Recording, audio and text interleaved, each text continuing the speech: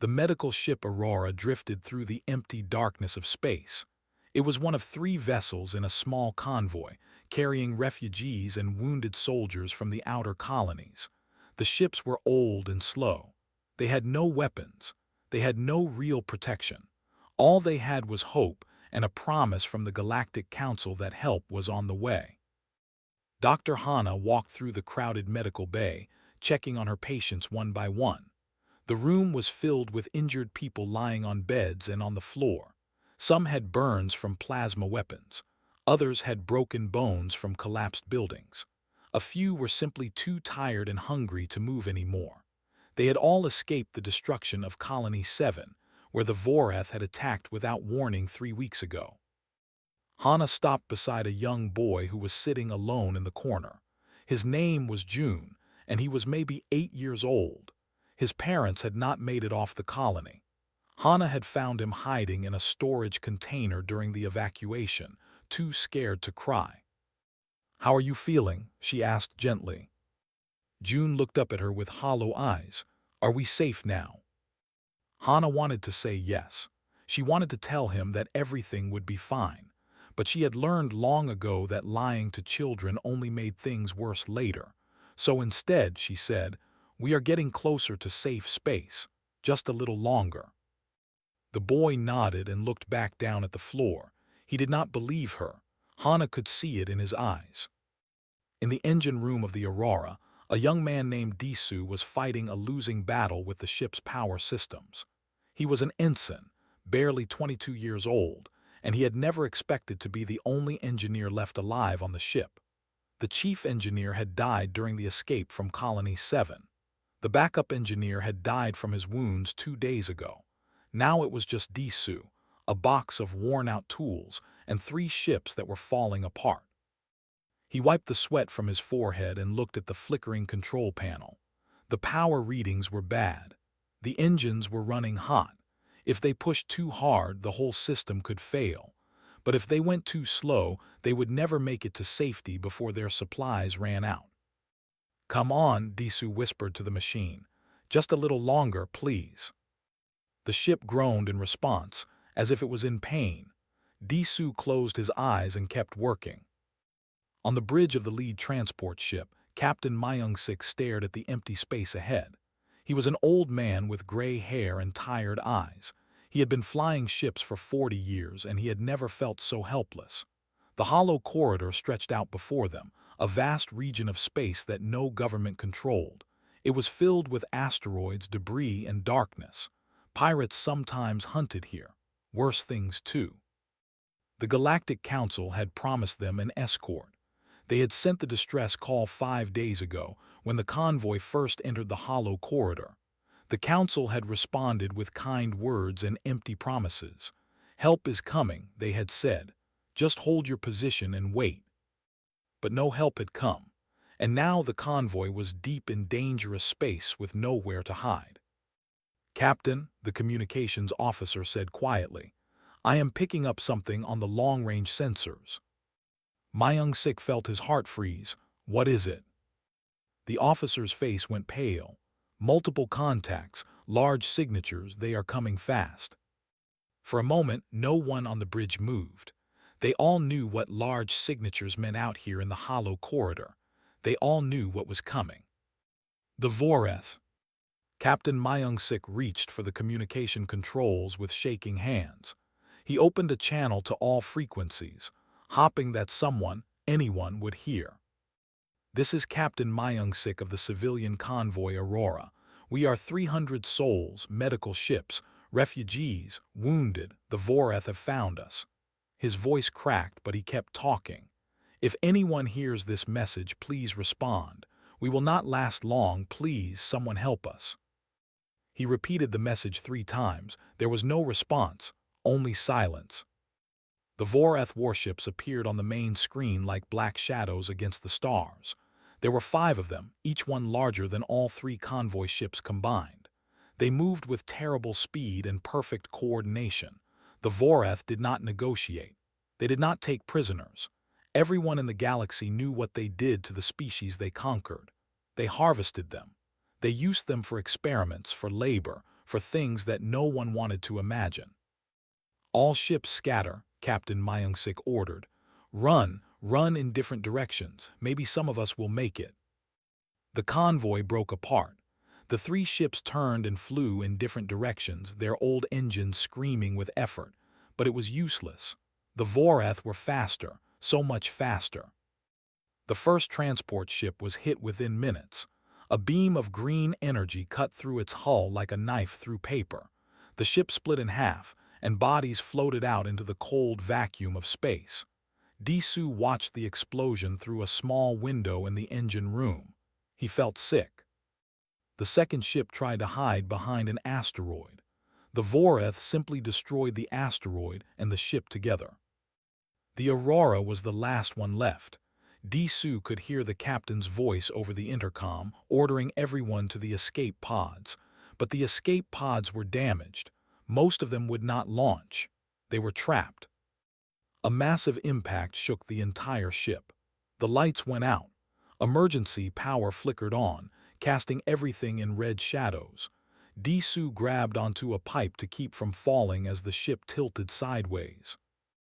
"Hana," he shouted into his communicator, "where are you?" "Medical bay," her voice came back, filled with fear. "The hull is breached. We are losing atmosphere." Disu made a decision in that moment. He could not save the ship, but maybe he could save the people. He ran through the dark corridors, following the emergency lights toward the medical bay. Along the way, he found Nari, a young pilot who had been trying to reach her shuttle. Her face was covered in blood from a cut on her forehead, but she was alive. "Come with me," he shouted. "We need to seal off a section before we lose all our air." They reached the medical bay and found Hana trying to move patients away from the breached wall. Cold air was rushing out through cracks in the metal. In minutes, they would all suffocate. Disu worked faster than he had ever worked in his life. He sealed doors. He welded metal plates over cracks. He rerouted emergency power to keep the life support running in just one section of the ship. Nari helped him, holding tools and following his orders without question. Hana gathered everyone she could find and brought them into the sealed area. When it was done, 47 people were crammed into a space meant for 20. The rest of the ship was dead, open to space, but they were alive. The Vorath boarding parties moved through the other parts of the wreckage, searching for survivors. Disu powered down everything except the most basic life support. In the darkness, no one made a sound. They could hear the aliens moving through the ship, their strange clicking language echoing through the metal walls. Little June pressed his face against Hana's shoulder, trembling.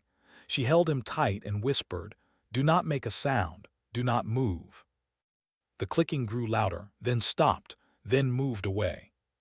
For hours, the survivors sat in darkness, listening to the sounds of the Vorath harvesting the dead and the dying from the other ships. Screams echoed through the radio before Disu finally turned it off. He could not listen anymore. When the Vorath finally left, the survivors were alone in the wreckage. 47 humans drifting in the dark with no one coming to save them. Hana looked at the faces around her. They were terrified, they were broken, but they were alive. "We will survive," she said quietly. "Someone will come." No one believed her, but no one argued either. There was nothing left to do but wait and hope and pray that somewhere in the vast darkness of space, someone had heard their call for help. The first day was the hardest. The survivors sat in complete darkness, afraid to turn on any lights, afraid to make any sound. The Vorath might come back. They might check the wreckage again. So everyone stayed silent, barely breathing, waiting for death to find them. Disu sat against the cold metal wall, his hands still shaking from everything that had happened. He kept seeing the first transport ship explode in his mind. He kept hearing the screams from the radio. Every time he closed his eyes, the memories came back. Dr. Hana moved through the darkness, checking on the wounded by touch alone. She had a small medical light that she used only when absolutely necessary, covering it with her hand to keep the glow dim. Many of the survivors had injuries that needed treatment, but she had limited supplies. She had to make difficult choices about who to help first. An old woman named Sunoke had a broken arm that Hana set using pieces of metal from the wall. A young man named Timin had deep cuts on his chest that Hana cleaned and wrapped with torn pieces of clothing. There were no bandages left. There was almost nothing left. Little June stayed close to Hana at all times. He did not speak. He did not cry. He just watched everything with his big, empty eyes. Hana worried about him more than anyone else. Children who went quiet like this were often the ones who never recovered. Nari sat in the corner, working on a small device by feel alone. She was a pilot, not an engineer, but she understood enough about electronics to know what she was doing. Her shuttle was still attached to the Aurora, docked in a bay that was now open to space. The shuttle itself was damaged but might still work. If she could just get power to it, she could send a distress signal. "What are you doing?" Disu whispered, crawling over to her. "Trying to save us," she whispered back. "The shuttle has its own power source. If I can bypass the damaged systems, I might be able to get the beacon working." "Will anyone hear it?" Nari was quiet for a moment. "I do not know, but it is better than sitting here and waiting to die." Disu nodded in the darkness. She was right. Doing something was better than doing nothing, even if that something might not work. By the second day, the cold had become unbearable. Without full power, the heating systems could not keep up. The survivors huddled together for warmth, sharing body heat like animals in a cave. Hana made sure that the children were in the center of the group, surrounded by adults. The air was also getting thin. Disu had done the calculations in his head, and the numbers were not good. The life support system was working at minimal power. It could not recycle the air fast enough for 47 people. They were slowly suffocating, so slowly that most of them did not even notice. "How long?" Hana asked him quietly when no one else was listening. Disu looked at her. He did not want to answer, but she deserved to know the truth. "Maybe 3 more days," he said. "4 if we are lucky. After that, the oxygen levels will drop too low." Hana closed her eyes. 3 days. That was all the time they had left. "Then we need to make those 3 days count," she said. "Keep working with Nari. Do whatever you can." On the third day, a small argument broke out among the survivors. A man named Dong-ho said that they should try to walk through the dead parts of the ship to find supplies. Food, water, oxygen tanks, anything that might help. Others said it was too dangerous. The Voreth might have left traps. The ship might not be stable. They might die for nothing. The argument grew louder, until Hana stood up and spoke in a voice that silenced everyone. "We stay together," she said firmly. "No one goes alone into the dark parts of the ship. If we split up, we become weak. If we stay together, we have a chance." Dong-ho opened his mouth to argue, but something in Hana's eyes made him stop. She was not just a doctor. She was the person holding everyone together. Without her calm presence, the group would have fallen apart long ago. Nari finally managed to get minimal power to the shuttle on the third day. It was not much, just enough to run basic systems. The engine was dead. The navigation was dead, but the emergency beacon might work. "I need help," she told Disu. "I have to go to the shuttle and activate the beacon manually, but the path is through vacuum. I will need a suit." There was only one working space suit left. It was damaged, patched in several places, and the oxygen supply was low, but it was their only option. "I will go," Disu said. "No," Nari shook her head. "You are the engineer. If something goes wrong with the life support, they need you here. I am just a pilot. This is my job." They argued about it for almost an hour. In the end, Hana made the decision. "Nari goes," she said. "Disu, you will guide her through the communication system. If she runs into trouble, you can help her from here." Nari put on the damaged suit and checked the seals 3 times. The oxygen meter showed only 40 minutes of air. The shuttle was a 10-minute walk through the dead parts of the ship. She would have to move fast. "Be careful," Disu said as she prepared to leave. Nari smiled weakly. "I will try." The journey through the dead ship was like walking through a nightmare. Nari floated through corridors that were completely frozen.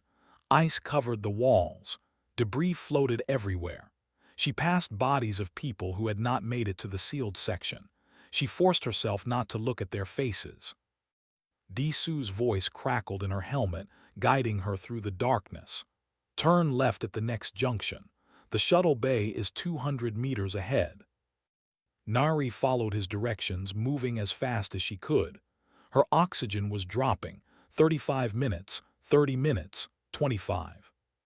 She reached the shuttle bay and found her small ship still attached to the docking clamp. The bay doors were open, showing the infinite blackness of space beyond. Stars glittered in the distance, cold and uncaring. Nari climbed into the shuttle and began working on the controls. The beacon system was damaged but not destroyed. She had to reroute power from other systems to make it work. Her hands moved quickly, connecting wires and pressing buttons. 15 minutes of oxygen left. The beacon flickered to life. A small green light blinked on the control panel. The signal was weak, barely enough to travel a few light minutes before fatting, but it was something. "It is working," Nari reported through the radio. "The beacon is active." Back in the sealed section, the survivors heard her words. Some of them started to cry. It was not much hope, but it was more than they had before. Nari made her way back through the frozen corridors, her oxygen running dangerously low. She stumbled into the sealed section with only 2 minutes of air left, gasping as she pulled off the helmet. Disu caught her as she fell. "You did it. You actually did it." Nari could not speak. She just nodded, exhausted. Hours passed. The beacon sent its weak signal out into the void. No one expected an answer. The chances of another ship being close enough to receive the signal were almost zero, but at least they had tried. At least they had done something. Then, near the end of the third day, Disu noticed something strange on the few sensors that were still working. A shadow was moving through the asteroid field nearby. It was huge, bigger than anything he had ever seen, and it was watching them. "Hana," he whispered, his voice trembling, "something is out there." The survivors gathered around the small sensor screen. They watched the shadow drift closer, still running completely dark. No lights, no identification signal, just a massive shape against the stars. "Is it Voreth?" someone asked. "I do not know," Disu admitted. "It is not moving like a Voreth ship, it is just watching." Fear spread through the group. After everything they had survived, after all the hope the beacon had given them, was this how it ended? Had they called a predator to their location? Hana looked at the shadow on the screen. She thought about the message Captain Myung-sik had sent before he died. She thought about all the people who had already been lost. She thought about little June, who had no family left. "Whoever they are," she said quietly, "they have not attacked us yet. Maybe that means something." June tugged at her sleeve. "Is someone coming to save us?" Hana looked down at his small, hopeful face. For the first time, she was not sure if she was lying when she said, maybe someone is finally coming." The shadow continued to watch from the darkness, and the survivors continued to wait, holding onto the thin thread of hope that someone out there had heard their call. The shadow in space was a ship, but it was not just any ship. It was the HSS Iron Vanguard, a Devastator-class battleship of the Earth Navy. It was one of the most powerful warships ever built by humanity, and according to every official record, it had been destroyed 2 years ago. Captain Tiho stood on the darkened bridge, his hands clasped behind his back. He was a tall man in his late 40s, with gray streaks in his black hair and scars on his face that told stories of battles survived. His uniform was worn and patched in places. There were no medals on his chest. Medals meant nothing to the dead. The Iron Vanguard moved through the asteroid field like a ghost, running completely silent. No lights, no active sensors, no radio signals.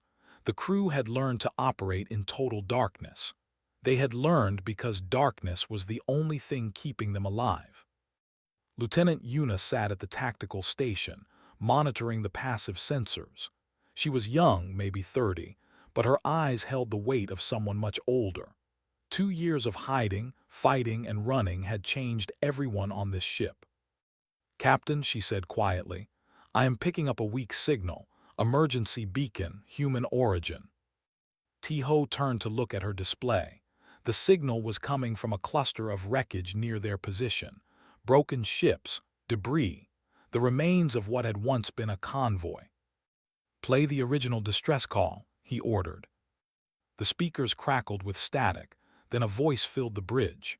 An old man, tired and afraid, speaking words that made everyone's blood run cold. "This is Captain Myung-sik of the civilian convoy Aurora. We are 300 souls, medical ships, refugees, wounded. The Vorath have found us. If anyone hears this message, please respond. We will not last long. Please, someone help us." The message repeated 3 times, then ended. Silence fell over the bridge. Commander Wu Jin stepped forward. He was the first officer, a practical man who always thought about risks and odds. "Captain, that message was sent 3 days ago. The Vorath have certainly finished their work by now. There may be no one left to save." "Check the sensors," T-Ho said. Yuna worked her console for a moment. "I am reading 47 life signs in the largest piece of wreckage. Weak but stable. They are still alive." Wu Jin shook his head. "Even if they are alive now, the Vorath patrol will return soon. They always come back to check their kills. If we reveal our position to rescue these survivors, we put the entire ship at risk." T-Ho did not respond right away. He stood at the main window looking out at the debris field. Somewhere in that wreckage, 47 people were waiting to die. Refugees, wounded, people who had already lost everything. "Check the Galactic Council records," he said. "I want to know if this convoy requested help." Yuna accessed the intercepted Council communications that the Iron Vanguard had been collecting for months. Her expression darkened as she read the data. "They requested an escort 5 days ago, Captain. The Council received the message. They discussed it in 3 separate meetings." She paused. "They decided not to send help. The convoy was traveling through the Hollow Corridor, which is too close to Vorath territory. The Council did not want to risk damaging their treaty with the Vorath over a few hundred human refugees." Anger flickered across T-Ho's face, but he controlled it. This was nothing new. The Galactic Council had abandoned humanity many times before. They saw humans as weak, expendable, not worth protecting. The treaty with the Vorath was more important to them than human lives. "How long until the Vorath patrol returns?" he asked. 6 hours approximately, Yuna answered. Wu Jin stepped closer to the captain, lowering his voice. "T-Ho, I understand what you are thinking, but we have to be smart about this. We are the only ship fighting back against the Vorath. If we are destroyed, there will be no one left to protect our people." T-Ho looked at his old friend. They had served together for 15 years. Wu Jin had been there when the Iron Vanguard was first attacked, when they had been left for dead by the very government they served. He understood the risks better than anyone. "Do you remember what it felt like?" T-Ho asked quietly. 2 years ago, when our ship was burning and no one was coming to help. Do you remember waiting in the dark, wondering if anyone even knew we were alive?" Wu Jin was silent. "We survived because we refused to give up," T-Ho continued. "We survived because we decided that if no one else would fight for humanity, we would do it ourselves. And now, 47 of our people are out there doing the same thing. They are refusing to die. They are waiting for someone to come." He turned to face the bridge crew. Every person there was watching him, waiting for his decision. I will not let them die alone, Tiho said firmly. Not like we almost did. Bring us alongside the wreckage. Prepare the medical bay for casualties, and get the weapons ready. If the Voreth come back early, we will give them a fight they will not forget. The crew moved into action without hesitation. They had followed Captain Tiho through hell for 2 years. They trusted him with their lives. Yuna guided the Iron Vanguard out of the asteroid field, moving carefully to avoid detection. The massive battleship emerged from the shadows like a creature waking from sleep. Its hull was scarred with the marks of many battles. Its name was painted on the side in letters that had faded with time, but were still readable. As the ship approached the wreckage of the convoy, Yuna activated the short-range scanners. She found the section where the survivors were hiding, a small sealed compartment attached to what was left of the Aurora. Life support is failing, she reported. They have maybe 18 hours of oxygen left, probably less. Tiho nodded. Begin docking procedures. I want those people on this ship in 30 minutes. Wu Jin was already moving toward the door. I will lead the boarding party myself. We will need medics, stretchers, and emergency oxygen. As he left, Tiho walked to the main window and looked at the tiny pocket of life floating in the vast darkness. 47 people, strangers. He did not know their names or their stories, but they were human, and that was enough. The Iron Vanguard had been hiding for 2 years, striking at the Voreth and then disappearing before anyone could find them. They had become ghosts, legends whispered about in the dark corners of space. Some people said they were dead, others said they were waiting. Today, the waiting was over. Today, the ghosts would show themselves, and the Voreth would learn that humanity was not as weak as they believed. On the bridge, Yuna watched the rescue operation begin on her screens.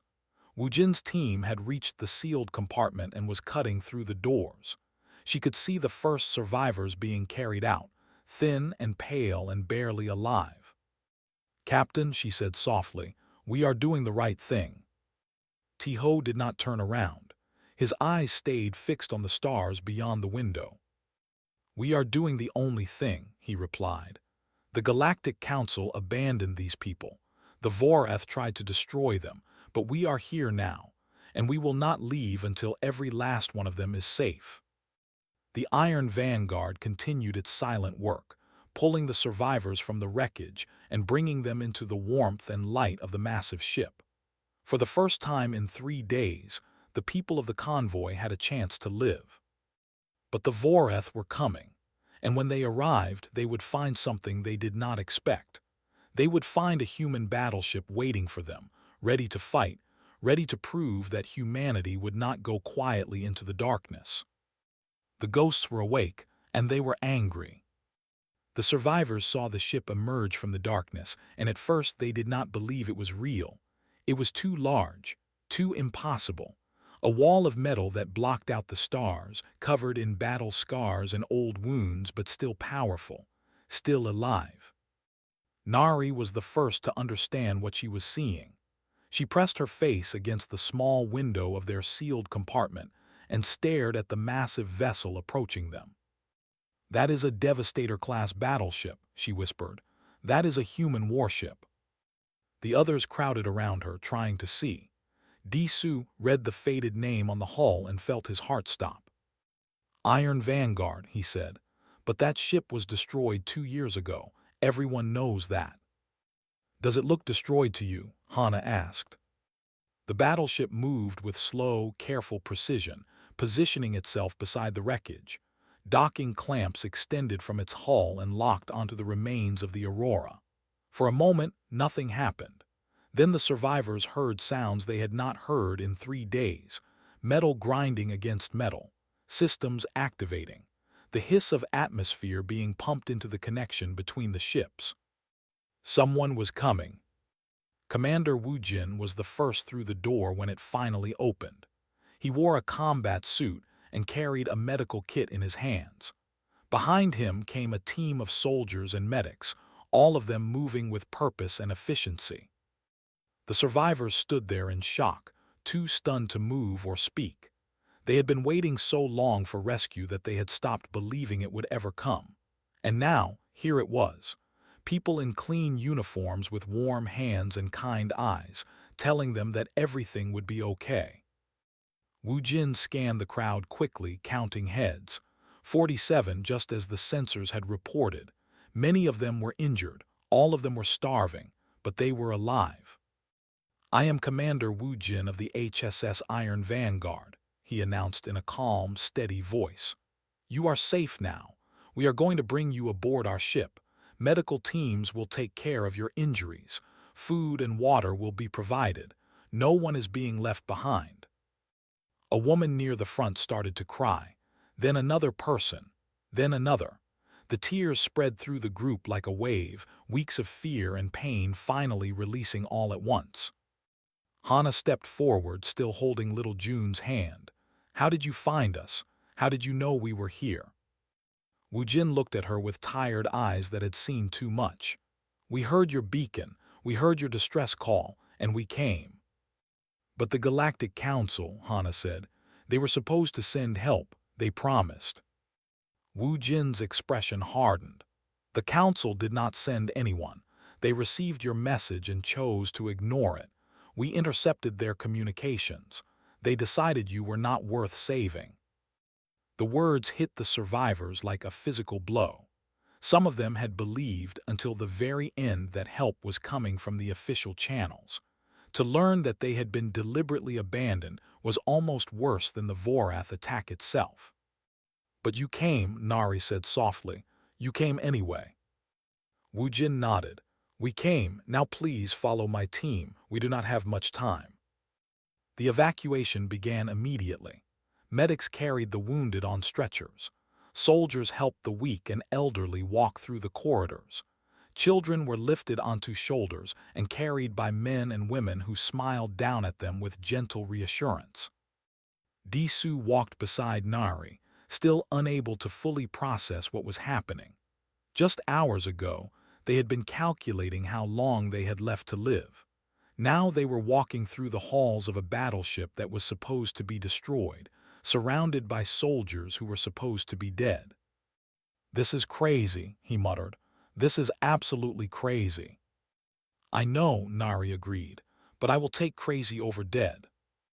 The survivors were brought to a large cargo bay that had been converted into a temporary shelter. Beds had been set up in neat rows. Tables were covered with food and water. Medical stations were ready to treat the injured. Everything was organized and efficient, the work of a crew that had done this before. Hana immediately began helping the medical teams, using her skills to assist with the more serious cases. Little June stayed close to her, watching everything with wide eyes. For the first time in days, he was not shaking. On the bridge of the Iron Vanguard, Captain Tiho monitored the rescue operation through the ship's internal cameras. He watched the survivors being brought aboard, watched the relief on their faces, watched the tears they could not hold back. It reminded him of his own crew 2 years ago, when they had finally accepted that they had survived. "All 47 survivors are aboard," Yuna reported. "The medical teams are beginning treatment. Most injuries are not life-threatening, but everyone is severely dehydrated and malnourished." "Good," Tiho said. "Seal the airlocks and detach from the wreckage. We need to be ready to move." Yuna worked the controls, then stopped. Her face went pale. "Captain, I am picking up new contacts on long-range sensors. Vorath signatures. 3 heavy cruisers." Tiho turned sharply. "How far?" "They just dropped out of warp at the edge of the system. At current speed, they will be here in 40 minutes. Yuna looked at him with worried eyes. "They are early. The patrol returned early." The bridge fell silent. Everyone understood what this meant. The Vorath had detected the beacon. They were coming back to finish the job. And now, the Iron Vanguard was trapped between the wreckage and 3 enemy warships. Wu Jin entered the bridge at that moment, having just finished the evacuation. He saw the sensor display and immediately understood the situation. "We can still run," he said quickly. "Our engines are fast enough to outrun their cruisers. We can jump to warp before they reach weapons range." "And the wreckage?" Tiho asked. "The Vorath will search it. They will find evidence that survivors were taken. They will know someone helped them escape." "Let them know," Wujin argued. "We have been ghosts for 2 years. Our survival means more than one battle. If we fight here and lose, everything we have built will be destroyed." Tiho walked to the main window and looked out at the stars. The Vorath cruisers were still invisible at this distance, but they were coming. Fast and deadly, like predators chasing wounded prey. He thought about the survivors in the cargo bay. He thought about Hana and her calm determination. He thought about Disu and Nari, who had fought so hard to keep everyone alive. He thought about the little boy who had lost his parents and had no one left in the world. These were his people, humanity's people, and for 2 years he had watched the Vorath hunt them like animals while the Galactic Council did nothing. "No," Tiho said finally. "We do not run, not anymore." Wujin stared at him. "Tiho, 3 cruisers, that is significant firepower. We might win, but we might also lose. If we run, we prove the Council right. We prove that humanity is weak, that we abandon our own when things get difficult." Tiho turned to face his old friend. "I am tired of running. I am tired of hiding. The Vorath think they can take whatever they want from us without consequences. Today, we show them they are wrong." Wujin was silent for a long moment. Then slowly he nodded. "Very well, Captain, I will prepare the weapons." Yuna looked at the tactical display, calculating angles and firing solutions. "I recommend we position ourselves between the wreckage and the Vorath approach vector. We can use the debris field for partial cover." "Do it," Tiho ordered, "and put the ship on battle stations. All hands to combat positions." The alarms began to sound throughout the Iron Vanguard. In the cargo bay, the survivors looked up in confusion and fear. They had just been rescued. What was happening now? Disu found a soldier and grabbed his arm. "What is going on? Why are we not leaving?" The soldier looked at him with calm eyes. "The Vorath are coming back, 3 cruisers. The captain has decided to stay and fight." "Fight?" Disu felt his blood run cold. "But we just escaped them. We cannot go through that again." The soldier smiled slightly. "You will not be fighting. You are safe now. We will handle this." He walked away to his station, leaving Disu standing alone in the crowded cargo bay. Around him, the other survivors were realizing what was happening. Some prayed. Some held each other. Some simply stared at the walls, too exhausted to feel any more fear. Hana found Disu and took his hand. "We have to trust them. They came for us when no one else would. They know what they are doing." Disu nodded weakly. He wanted to believe her. He wanted to believe that these ghost soldiers could defeat 3 Vorath cruisers. But he had seen what the Vorath could do. He had seen the convoy destroyed in minutes. On the bridge, Tiho sat in the captain's chair and watched the enemy ships approach. His crew worked around him in silent efficiency, preparing weapons and shields, calculating trajectories and escape routes. "The Vorath will not expect us," he said quietly. "They think this is an easy cleanup. They will not be ready for a fight." Yuna looked at him. "And if they are ready?" Tiho smiled grimly. "Then we will give them more of a fight than they have ever seen. We are the Iron Vanguard. We are the ship that refused to die. And today, the Vorath will learn what that means." The battleship moved into position, its weapons powering up, its shields activating.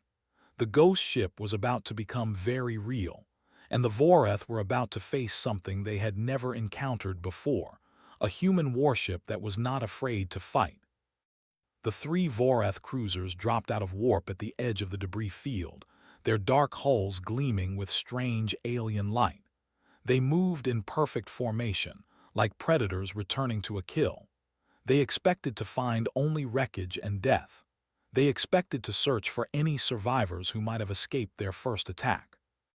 What they found instead was a Devastator-class human battleship, fully armed and waiting for them. Commander Zarval stood on the bridge of the lead cruiser, his four eyes narrowing in confusion as his sensors registered the impossible. He knew every human warship that had ever existed. He knew which ones had been destroyed and which ones were still hiding in their pitiful colonies. The ship in front of him should not exist. "That vessel was destroyed," he said, his voice clicking in the strange language of his people. "We destroyed it ourselves 2 years ago." His second officer checked the sensor readings twice. "The identification signal matches the Iron Vanguard, Commander. Hull configuration is correct. It appears to be fully operational." Zarval stared at the human ship with growing anger. How was this possible? How had these weak creatures survived? How had they hidden from the Voreth for so long? Before he could give any orders, the communication system activated. A human voice filled the Voreth bridge, calm and cold.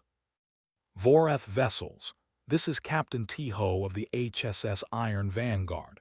You have entered space protected by humanity. You have attacked civilian ships and murdered innocent people. I am giving you one chance to turn around and leave.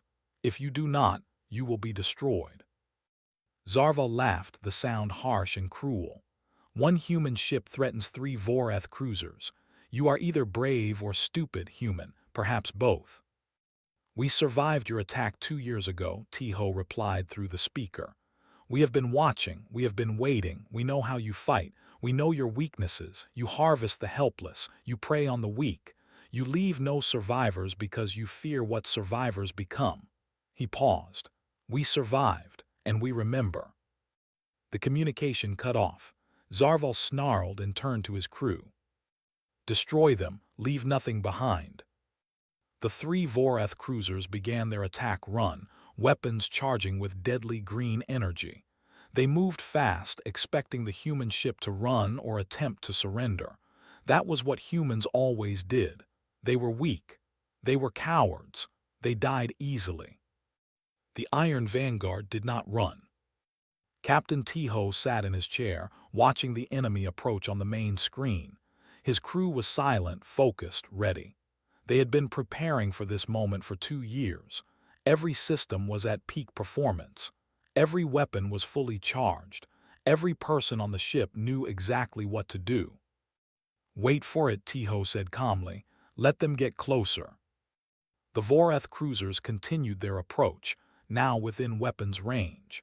They began firing, green beams lancing through space toward the human battleship. The Iron Vanguard's shields flared as they absorbed the impacts, but they held. "Shields at 80%, Una reported. "They are concentrating fire on our forward sections." "Good," Tiho said. "They are doing exactly what we expected. All weapons prepare to fire on my command." Wu Jin stood at the tactical station, his hands hovering over the controls. The targeting computer had already calculated firing solutions for all 3 cruisers. The weapons were ready. The crew was ready. Everything depended on the next few seconds. "Now," Tiho said. The Iron Vanguard erupted with firepower. Missiles streamed from launch bays like a swarm of angry insects. Energy cannons blazed with blue-white light. Rail guns hurled metal projectiles at speeds that were almost impossible to track. The lead Voreth cruiser took the full force of the opening attack. Its shields collapsed in seconds. Explosions ripped through its hull as missiles found their targets. The ship broke apart in a ball of fire and debris, destroyed so quickly that its crew never had time to understand what was happening. Zarval watched from his own ship as his lead cruiser died. For the first time in his long life, he felt something he had not felt before: fear. "Impossible," he hissed. "One ship cannot have that much firepower." But the evidence was right in front of him. The human battleship was tearing through his formation with terrifying efficiency. It moved like a dancer, dodging return fire while unleashing devastating attacks. Every weapon system seemed to work in perfect harmony. The second cruiser tried to retreat, turning away from the battle and preparing to jump to warp. Yuna tracked its movement and calculated the trajectory. "They are trying to run, Captain." T-Ho shook his head. "No survivors, that is what they believe in. Let them taste their own medicine, target their engines." A concentrated burst of rail gun fire slammed into the fleeing cruiser's rear section. The engines exploded in a cascade of fire. The ship tumbled through space, crippled and helpless. Secondary explosions ripped through it from bow to stern until nothing was left but burning wreckage. Only Zarval's cruiser remained. His crew was panicking around him, shouting in fear, trying to make sense of what was happening. This was not how battles with humans were supposed to go. Humans were supposed to run. Humans were supposed to die. Humans were not supposed to fight like this. "Commander, we must retreat," his second officer begged. "We cannot win this fight." Zarval stared at the human ship on his screen. The Iron Vanguard was damaged now, smoke pouring from several sections of its hull, but it was still coming, still fighting, still refusing to die. "No," Zarval said. "I will not run from humans. I will not be defeated by these creatures." He ordered his ship to charge directly at the Iron Vanguard, all weapons firing. If he was going to die, he would take the humans with him. On the bridge of the Iron Vanguard, T-Ho watched the final cruiser approach. He understood what the Voreth commander was doing. It was a suicide run, a desperate attempt to destroy them both. "Yuna, give me everything we have left. One final shot." Yuna's hands flew across her console. The ship's remaining weapons locked onto the approaching cruiser. Every missile, every cannon, every gun pointed at a single target. "Ready, Captain." T-Ho closed his eyes for a moment. He thought about his crew. He thought about the survivors in the cargo bay. He thought about all the humans who had died because no one was willing to fight for them. Fire. The final attack was beautiful and terrible at the same time. A storm of destruction erupted from the Iron Vanguard and crossed the distance between the ships in seconds. The Voreth cruiser never had a chance.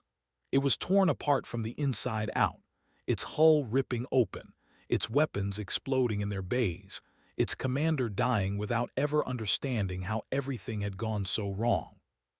When the light faded, the Iron Vanguard drifted alone among the burning wreckage of 3 enemy ships. The battle was over. Humanity had won. In the cargo bay, the survivors had watched everything through the ship's internal screens. They had seen the Voreth arrive. They had seen the battle begin. They had held each other in fear and prayed for survival.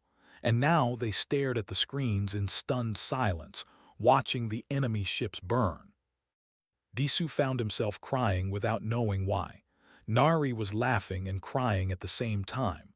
Hana held little June close and whispered, "We are safe. We are really safe now." The boy looked up at her with wide eyes. "Did we win?"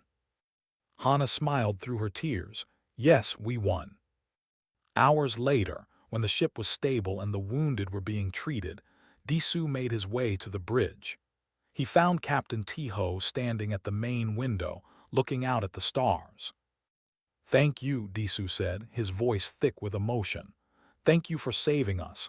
Thank you for not leaving us to die." T-Ho turned to look at him. His face was tired, but his eyes were calm. "We thought no one was coming," Disu continued. "We thought we had been forgotten. We thought nobody cared about us."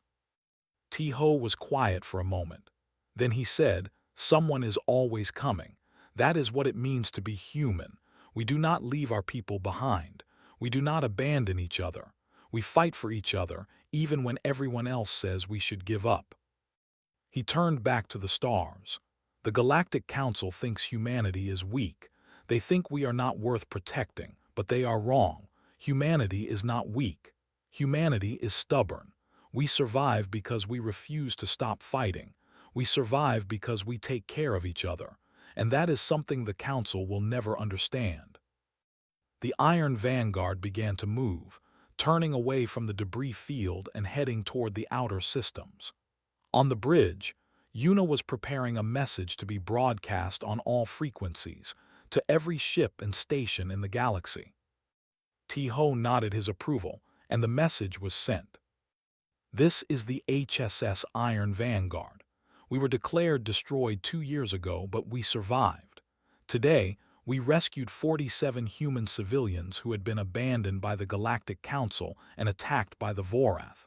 3 Vorath cruisers attempted to prevent this rescue. All 3 have been destroyed. The message paused, then continued. To the Galactic Council, you chose to abandon our people. You decided their lives were not worth saving. We did not forget this. We will not forgive this. To the Vorath, you thought you could hunt us without consequences. You were wrong. Humanity remembers, and humanity does not forgive.